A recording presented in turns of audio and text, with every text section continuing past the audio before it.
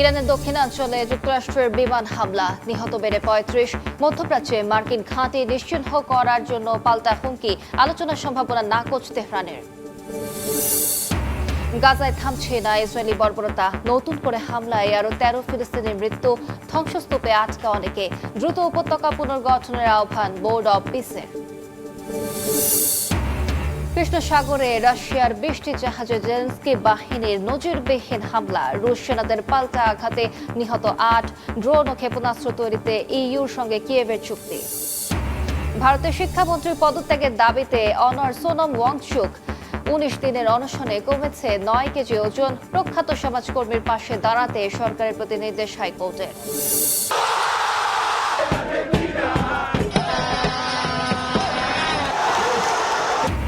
British দম্ভ চূর্ণ করে আকাশে নীল সাদার উৎসব, ইংল্যান্ডকে হারিয়ে বিশ্বকাপের ফাইনালে আর্জেন্টিনা, জোড়া অ্যাসিস্টে গোল্ডেন বুটের লড়াইয়ের শীর্ষে লিওনেল মেসি।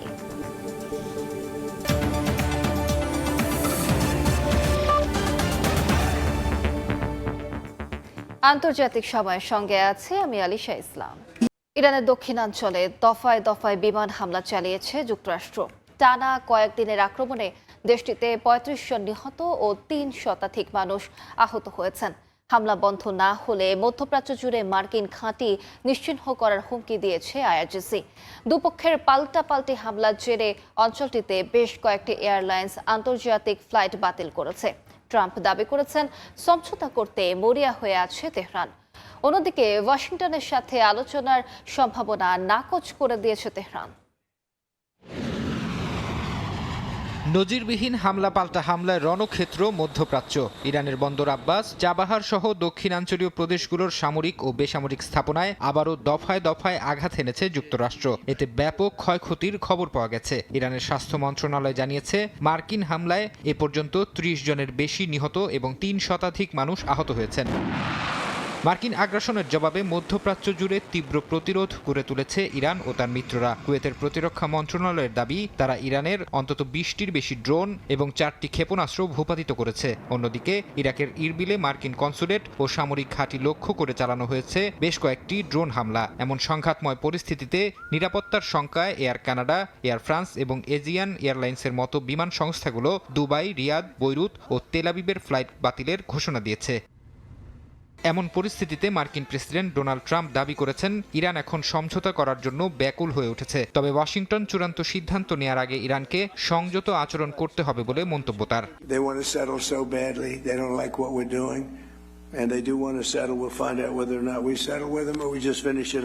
এদিকে কূটনীতির মাঠে ওয়াশিংটনের সাথে যে কোনো আলোচনার সম্ভাবনা নাকচ করে দিয়েছে তেহরান। ইরানের পার্লামেন্ট স্পিকার বাগের গালিবাফ স্পষ্ট করে বলেছেন, যুক্তরাষ্ট্র যদি তাদের প্রতিশ্রুতি রক্ষা না করে তবে ইরানেরও সমঝোতা চুক্তি মেনে চলার কোনো বাধ্যবাধকতা নেই।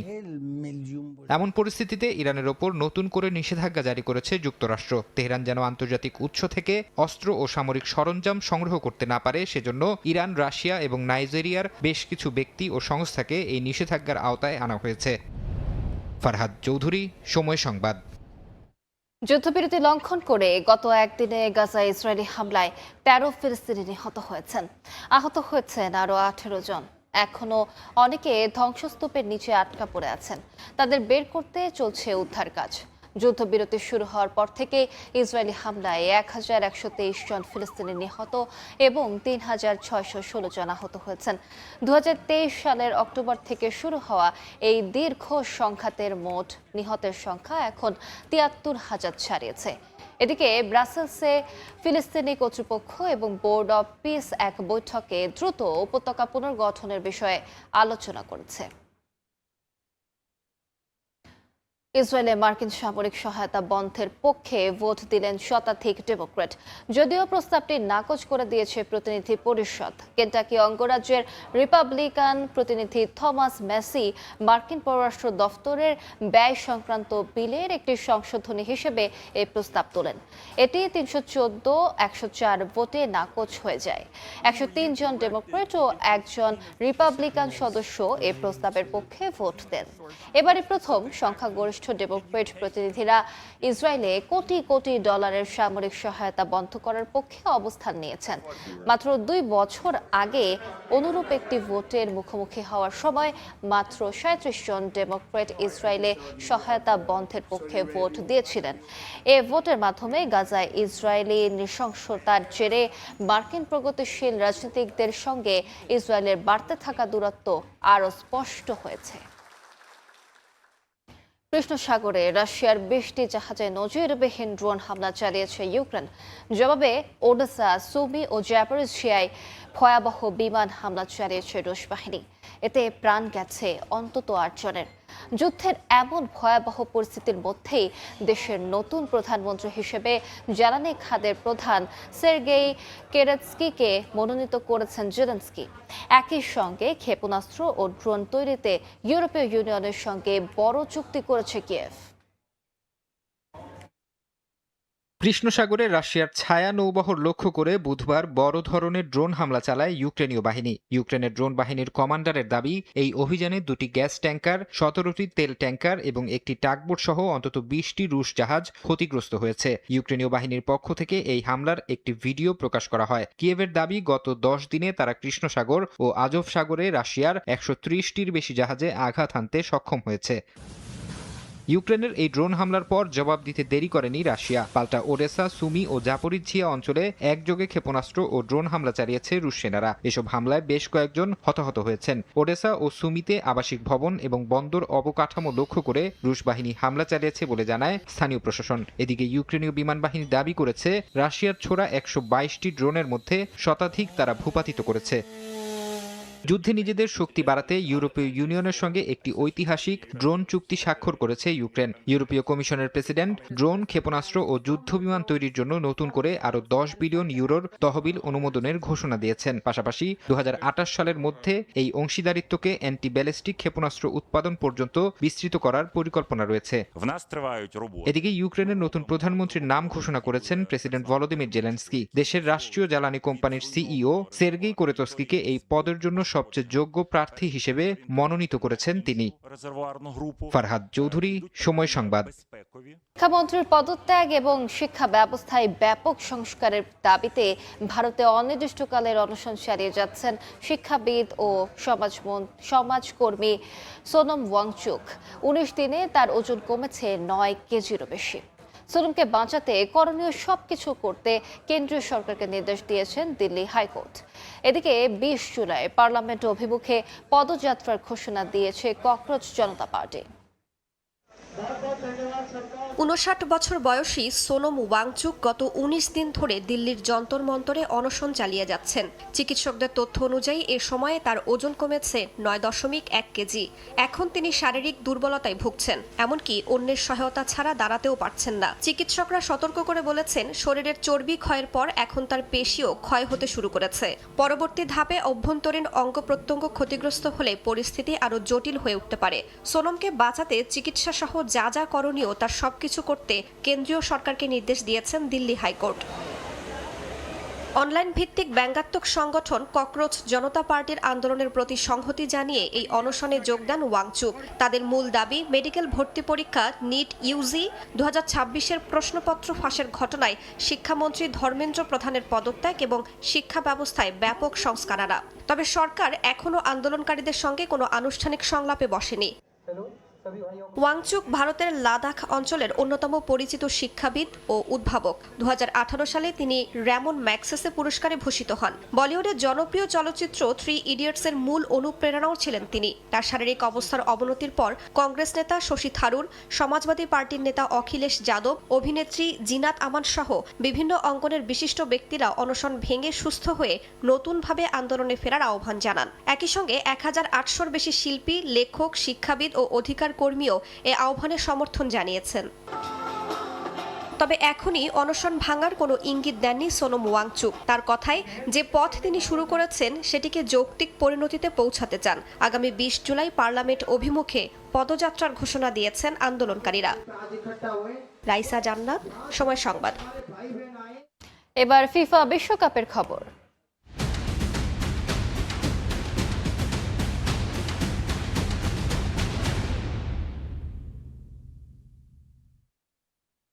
চূর্ণ করে আকাশে সাদার উৎসব। ইংল্যান্ডকে হারিয়ে টানা দ্বিতীয়বার ফাইনালে আর্জেন্টিনা। মেসি জোড়া অ্যাসিস্ট ও এনজো লাউতারোর চোখ ধাঁধানো গোলে অবিশ্বাস্য কামব্যাক আলবিসেলেস্তেদের। 84 মিনিট পর্যন্ত পিছিয়ে থেকেও 2-1 গোলে জয় ছিনিয়ে নেয় স্ক্যালোনির দল। যুক্তরাষ্ট্রের আটলান্টা থেকে সাজিদ মুস্তাহিদের রিপোর্ট।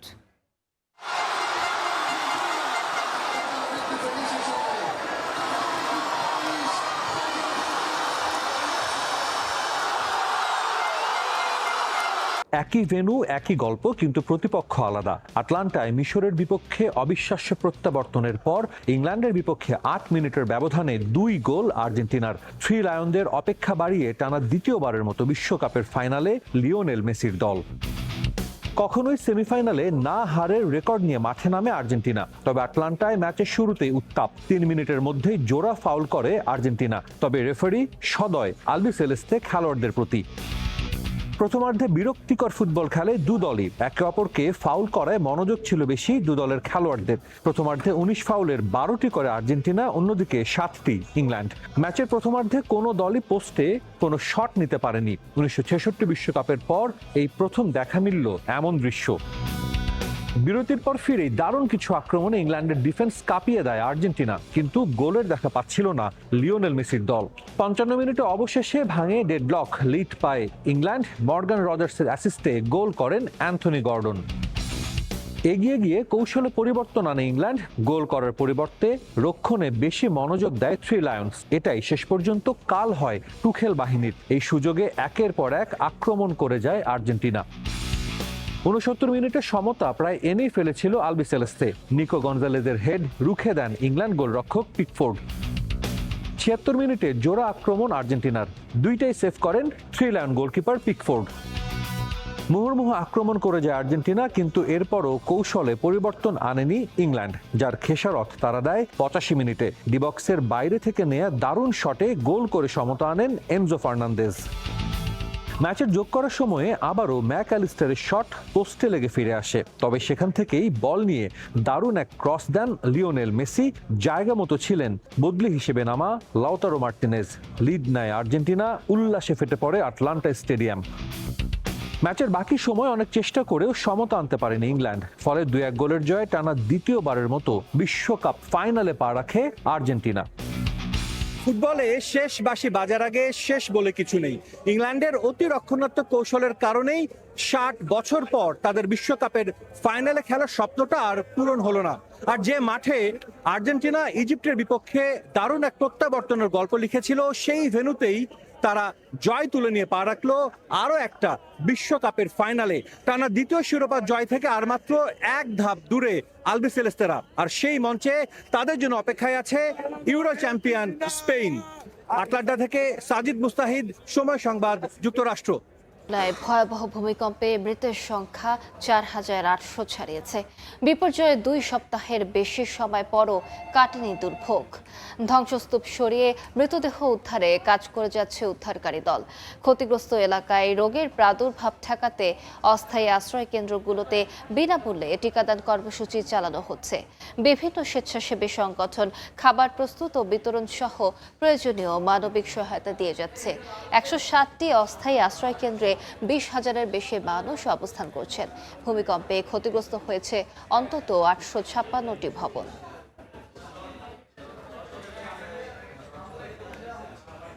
ব্রিটিশ প্রধানমন্ত্রী হিসেবে পার্লামেন্টে নিজের শেষ প্রশ্নোত্তর পর্বে অংশ নিলেন কিয়ার স্টারমার। হাউস অব কমন্সে আবেগঘন বক্তব্যে নিজের রাজনৈতিক ক্যারিয়ারের সমাপ্তি ঘোষণা করে পরবর্তী প্রধানমন্ত্রীর প্রতি পূর্ণ সমর্থনের অঙ্গীকার করেছেন তিনি। গণমাধ্যমগুলো বলছে, আগামী সোমবার ব্রিটেনের নতুন প্রধানমন্ত্রী হিসেবে দায়িত্ব নিতে যাচ্ছেন অ্যান্ডি বার্নহাম। 1 দশকের মধ্যে তিনি হতে যাচ্ছেন যুক্তরাজ্যের 7ম প্রধানমন্ত্রী।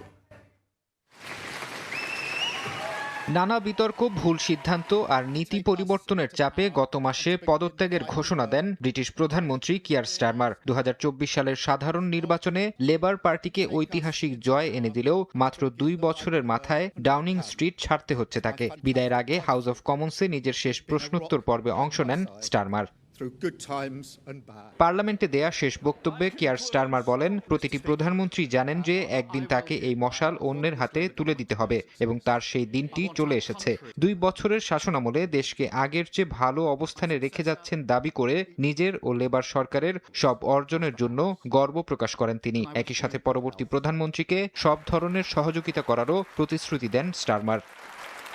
কিয়ার স্টারমারের স্থলাভিষিক্ত হতে যাওয়া অ্যান্ডি বার্নহাম এর আগে 9 বছর গ্রেটার ম্যানচেস্টারের মেয়রের দায়িত্ব পালন করেছেন। লেবার পার্টির 403 জন এমপির বেশিরভাগ এবং প্রধান ট্রেড ইউনিয়নগুলোর ব্যাপক সমর্থন পেয়ে অ্যান্ডি বার্নহামের নেতৃত্ব প্রায় নিশ্চিত হয়েছে। পার্লামেন্টে লেবার পার্টির একক সংখ্যাগরিষ্ঠতা থাকায় কোনো ভোট ছাড়াই আগামী সোমবার আনুষ্ঠানিকভাবে ব্রিটেনের নতুন প্রধানমন্ত্রী হিসেবে রাজা তৃতীয় চার্লসের সাথে দেখা করবেন তিনি।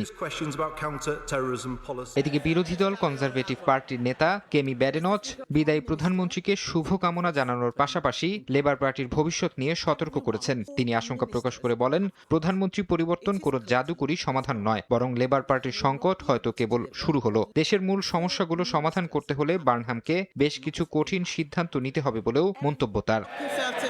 ফারহাদ চৌধুরী, সময় সংবাদ। স্টিলটেক মানে গুণগত মানের নিশ্চয়তা।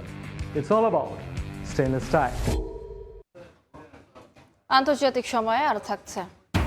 তুরস্কের দক্ষিণ পূর্বাঞ্চলে ভয়াবহ দাবানল, সরানো হলো হাজারের বেশি মানুষ। আলজেরিয়ায় পুড়ে ছায় বিস্তীর্ণ বনাঞ্চল, আগুনের ধোঁয়ায় ঠেকেছে কানাডার টরন্টো। ভারত যুক্তরাজ্যের বহুল প্রতীক্ষিত বাণিজ্য চুক্তি কার্যকর হয়েছে। এর মধ্য দিয়ে দুদেশের হাজারো পণ্যে শুল্ক কমছে বা পুরোপুরি তুলে নেওয়া হচ্ছে। নয়াদিল্লি ও লন্ডনের আশা, এই চুক্তি দ্বিপক্ষীয় বাণিজ্য, বিনিয়োগ এবং কর্মসংস্থানে নতুন গতি আনবে। ভারতে নিযুক্ত ব্রিটিশ হাইকমিশনার একে দুদেশের আধুনিক অংশীদারিত্বের জন্য ঐতিহাসিক মুহূর্ত বলে আখ্যা দেন। 3 বছরের দীর্ঘ আলোচনা, শুল্ক, ভিসা ও বাজারে প্রবেশাধিকার নিয়ে টানাপোড়েনের পর অবশেষে কার্যকর হল ভারত যুক্তরাজ্যের বাণিজ্য চুক্তি। দুই দেশের আশা, এতে বাণিজ্য ও বিনিয়োগে খুলবে নতুন দিগন্ত। বুধবার থেকে আনুষ্ঠানিকভাবে কার্যকর হয়েছে ভারত যুক্তরাজ্যের comprehensive economic and trade agreement বা সিইটিএ। বাণিজ্য চুক্তি কার্যকরের দিনই চেন্নাই, অমৃতসর, মুম্বাই ও জয়পুর সহ বিভিন্ন শহর থেকে যুক্তরাজ্যের উদ্দেশ্যে রপ্তানি চালানের উদ্বোধন করা হয়। ব্রিটিশ কর্মকর্তারা বলছেন, এই চুক্তির ফলে দুই দেশের মধ্যে ব্যবসা হবে কম খরচে, আরও সহজ ও দ্রুত। চুক্তির আওতায় যুক্তরাজ্য প্রায় সব ভারতীয় পণ্যের ওপর শুল্ক তুলে দিয়েছে। তাই ভারতের 99% রপ্তানি পণ্য শূন্য শুল্ক সুবিধা পাবে। এতে তৈরি পোশাক, চামড়াজাত পণ্য, জুতা, রত্ন ও অলংকার, সামুদ্রিক পণ্য, প্রকৌশল সামগ্রী, রাসায়নিক, কৃষিপণ্য ও প্রক্রিয়াজাত খাদ্য সবচেয়ে বেশি লাভবান হবে। অন্যদিকে ভারত ধাপে ধাপে ব্রিটিশ গাড়ি, চিকিৎসা সরঞ্জাম, বৈদ্যুতিক যন্ত্রাংশ, প্রসাধনী, চকলেট, সফট ড্রিঙ্কস, হুইস্কি, মাংসসহ বিভিন্ন পণ্যের ওপর শুল্ক কমাবে এবং আর্থিক, শিক্ষা, বিমা ও পেশাদার সেবা খাতে আরও বেশি বাজার উন্মুক্ত করবে। সিপস থেকে যুক্তরাজ্যে বর্তমানে প্রায় $350 মিলিয়ন অলংকার রপ্তানি হয়। শুল্ক তুলে দেয় এ রপ্তানি এবছরই দ্বিগুণ হতে পারে, কারণ ভারতীয় পণ্যে শুল্ক না থাকলেও চীন ও ব্যাংককের কিছু চালানে শুল্ক থাকবে। এতে উৎপাদনও বাড়বে। তো সারা প্রোডাকশন ধীরে ধীরে ইন্ডিয়ায় আয়েগা।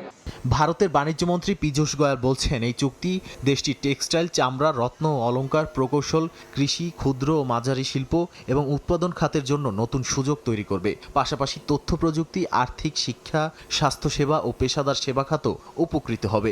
এছাড়া কাজের জন্য সাময়িকভাবে যুক্তরাজ্যে যাওয়া ভারতীয় পেশাজীবীরা 5 বছর পর্যন্ত ন্যাশনাল ইন্স্যুরেন্সে অবদান রাখার বাধ্যবাধকতা থেকে অব্যাহতি পাবেন। ভারত যুক্তরাজ্যের বাণিজ্য চুক্তি হল gold standard of trade deals. এটি শ্রমবান্ধব, উৎপাদন বান্ধব ও প্রবৃদ্ধি বান্ধব চুক্তি। একই সঙ্গে এটি ভবিষ্যতের বাণিজ্য চুক্তিগুলোর জন্য একটি মডেল এবং উভয় দেশের ইতিহাসে কার্যকর হওয়া সবচেয়ে বড় ও উচ্চাভিলাষী আধুনিক মুক্ত বাণিজ্য চুক্তি। দুই দেশের সরকারের হিসাব অনুযায়ী দীর্ঘমেয়াদে এই চুক্তির ফলে 25.5 বিলিয়ন পাউন্ড পর্যন্ত দ্বিপক্ষীয় বাণিজ্য বাড়তে পারে এবং যুক্তরাজ্যের অর্থনীতিতে প্রায় 5 বিলিয়ন পাউন্ড যোগ হতে পারে। তবে কৃষির কিছু সংবেদনশীল খাত যেমন পোল্ট্রি, ডিম, চিনি ও দুগ্ধজাত পণ্যকে এই চুক্তির বাইরে রাখা হয়েছে। বিশ্লেষকদের মতে, বৈশ্বিক বাণিজ্যে অনিশ্চয়তার সময় এই সমঝোতা ভারত ও যুক্তরাজ্যের অর্থনৈতিক সম্পর্ককে নতুন উচ্চতায় নিয়ে যাবে এবং উভয় দেশের ব্যবসা বাণিজ্যে দীর্ঘমেয়াদী ইতিবাচক প্রভাব ফেলবে।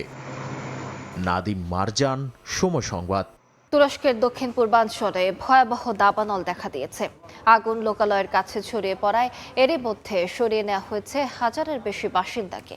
এদিকে আলজেরিয়ায় 4 দিনে শতাধিক দাবানলে পুড়ে গেছে মাইলের পর মাইল ফসলি জমি, প্রাণ হারিয়েছে বহু গবাদি পশু। অন্যদিকে স্কটল্যান্ডের হাইল্যান্ডসেও তীব্র দাবানলে বনাঞ্চল পুড়ে যাওয়ার পাশাপাশি হুমকির মুখে পড়েছে বিরল প্রজাতির বন্যপ্রাণী। তুরস্কের দক্ষিণ পূর্বাঞ্চলে ছড়িয়ে পড়া ভয়াবহ দাবানল নিয়ন্ত্রণে আনতে রাতভর লড়াই চালিয়েছে দমকল বাহিনী। দেশটির মিলাস অঞ্চলে মঙ্গলবার বিকেলে শুরু হওয়া এই আগুন মুহূর্তেই লোকালয়ের কাছে ছড়িয়ে পড়ে। পরিস্থিতি নিয়ন্ত্রণে বুধবার স্থানীয় সময় সকাল থেকে 8টি অগ্নি নির্বাপক বিমান এবং 12টি হেলিকপ্টার নতুন করে অভিযানে অংশ নেয়। স্থানীয় প্রশাসন জানিয়েছে, সতর্কতা হিসেবে আক্রান্ত এলাকা থেকে 1000-এর বেশি মানুষকে এরই মধ্যে নিরাপদ স্থানে সরিয়ে নেওয়া হয়েছে। আফ্রিকার দেশ আলজেরিয়ার বেজাইয়া সহ বেশ কয়েকটি অঞ্চলে বুধবার ভয়াবহ রূপ নিয়েছে দাবানল। গত 4 দিনে দেশটির বনাঞ্চল, কৃষি জমি ও পাম বাগানে প্রায় 120 থেকে 130টি আগুনের ঘটনা ঘটেছে। আলজেরিয়ার সিভিল প্রোটেকশন বিভাগ জানিয়েছে, তীব্র গরম ও প্রচণ্ড বাতাসের কারণে আগুন দ্রুত ছড়িয়ে পড়ছে। দাবানলে মারাত্মকভাবে ক্ষতিগ্রস্ত হয়েছে বহু খামার, আগুনে পুড়ে মারা গেছে অসংখ্য গবাদি পশু। এদিকে স্কটল্যান্ডের হাইল্যান্ডস অঞ্চলের কেয়ার্নগর্মস ন্যাশনাল পার্কে ভয়াবহ দাবানল ছড়িয়ে পড়ার পর একটি গ্রামের বাসিন্দাদের নিরাপদ স্থানে সরিয়ে নেওয়া হয়েছে। তীব্র দাবদাহ এবং শুষ্ক আবহাওয়ার কারণে স্কটল্যান্ড জুড়ে আগামী সোমবার পর্যন্ত দাবানলের সর্বোচ্চ সতর্কতা জারি করা হয়েছে। ফারহাদ চৌধুরী, সময় সংবাদ। কানাডার উত্তর অন্টারিওর ভয়াবহ দাবানলের ধোঁয়ায় ঢেকে গেছে টরন্টোর আকাশ। এরই মধ্যে জারি হয়েছে জরুরি অবস্থা। ধোঁয়ার কারণে বিশ্বের সবচেয়ে দূষিত বাতাসের শহরের তালিকার শীর্ষে উঠে এসেছে শহরটি। টরন্টো থেকে রাশেদ লিবনের প্রতিবেদনে বিস্তারিত। টরন্টোর আকাশে যেন ধূসর কমলা রঙের এক চাদরে ঢাকা। দূর থেকে স্পষ্ট দেখা যাচ্ছে না সিএম টাওয়ার কিংবা উঁচু ভবনগুলো, চারিদিকে ধোঁয়ার ঘন আস্তরণ।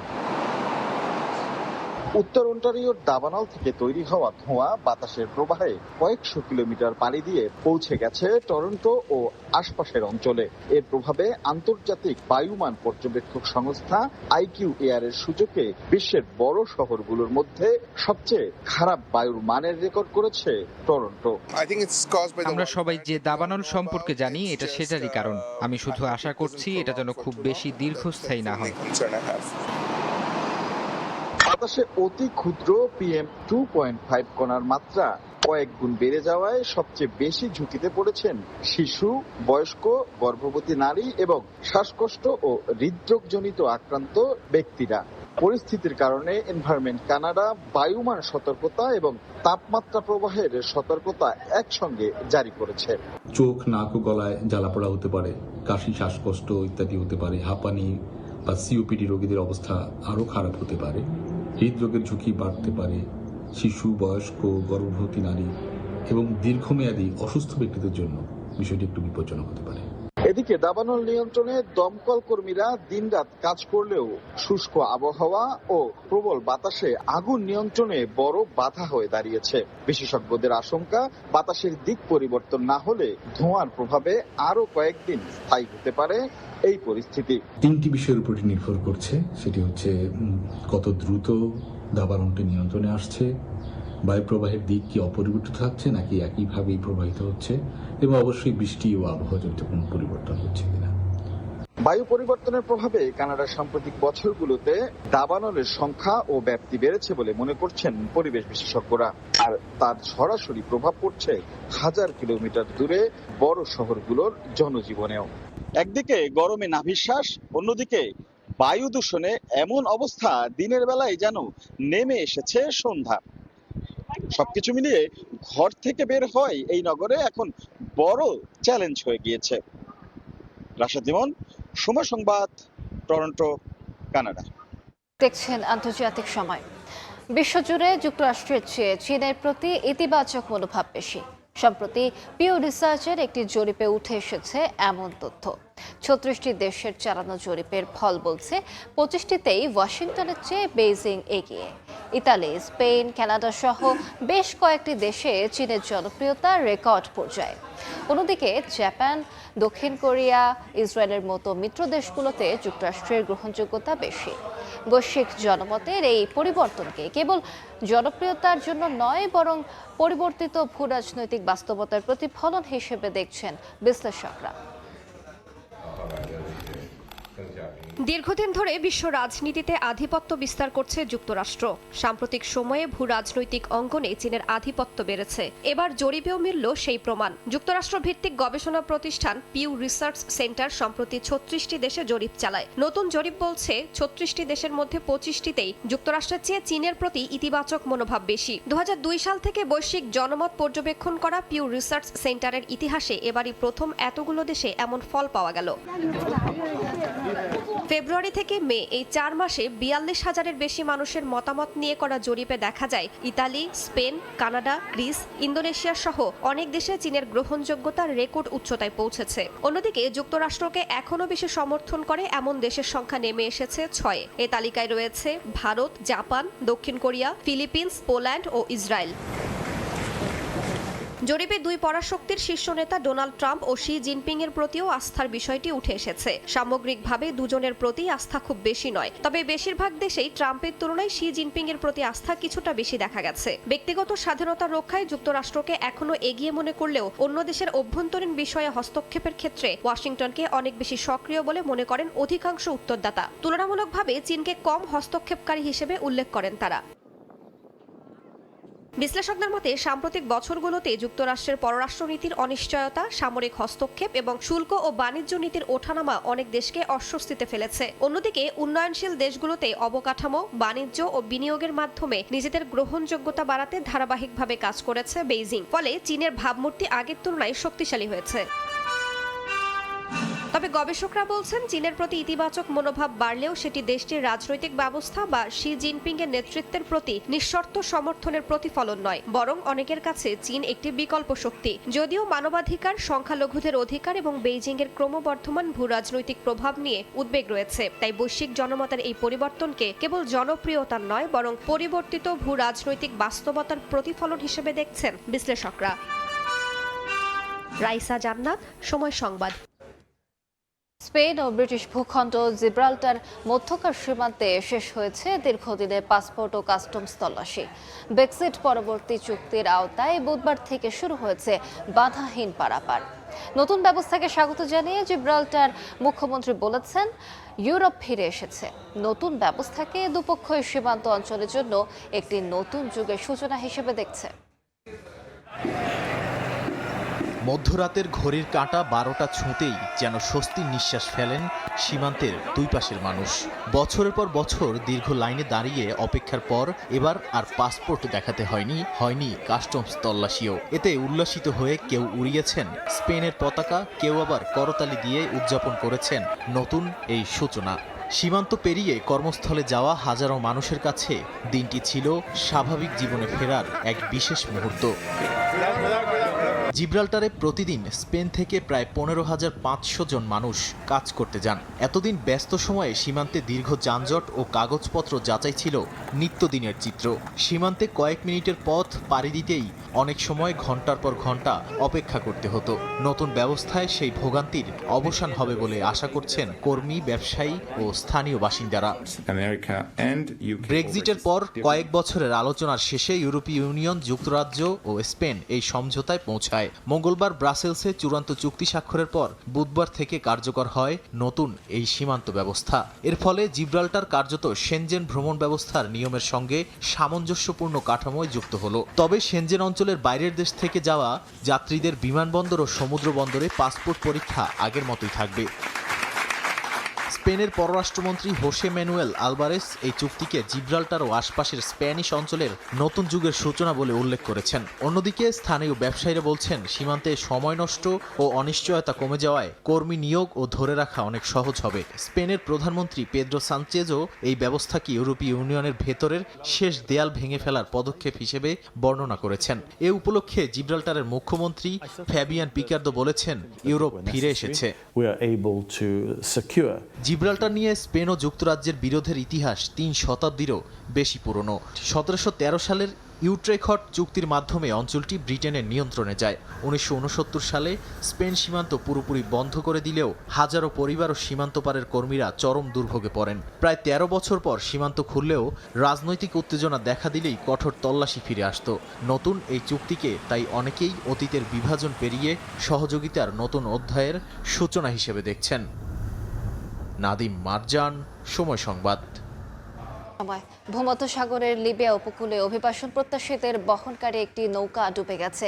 নৌকায় থাকা 60 জন যাত্রীর মধ্যে 50 জনই নিখোঁজ রয়েছেন। গত মঙ্গলবার পূর্ব লিবিয়ার উপকূলীয় শহর তব্রুকের কাছে এ দুর্ঘটনা ঘটে। কোস্টগার্ডের কর্মকর্তারা জানিয়েছেন মঙ্গলবার রাতে তব্রুক থেকে ইতালির উদ্দেশ্যে রওনা হয় ইঞ্জিন চালিত ওই নৌকাটি, কিন্তু কিছু দূর যাওয়ার পরেই নৌকাটি ডুবে যায়। বেশিরভাগ যাত্রী সাগরের স্রোতে ভেসে যান। মাত্র 10 জন সাঁতরে কাছের বার্তা দ্বীপে পৌঁছতে সক্ষম হন। পরে কোস্টগার্ড তাদের উদ্ধার করে। আন্তর্জাতিক সময়ের শীর্ষ সংবাদগুলো জানিয়ে দিচ্ছে আরেকবার।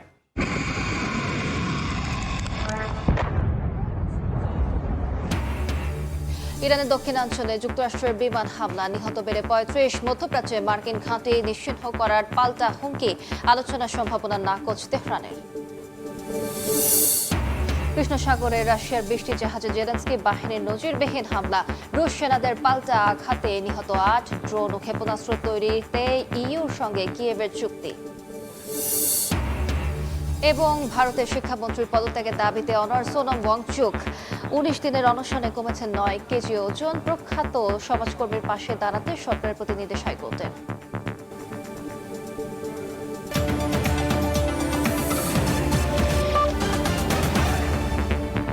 এ ছিল আন্তর্জাতিক সময়। দর্শক, বিশ্বকাপ ফুটবলের মহাযজ্ঞ সরাসরি সম্প্রচার করছে সময় টেলিভিশন। দেখতে চোখ রাখুন সময়ের পর্দায়। এরপর বিকেল 5টার সময় সংবাদ নিয়ে সঙ্গে থাকবেন ইমদাদুল হক।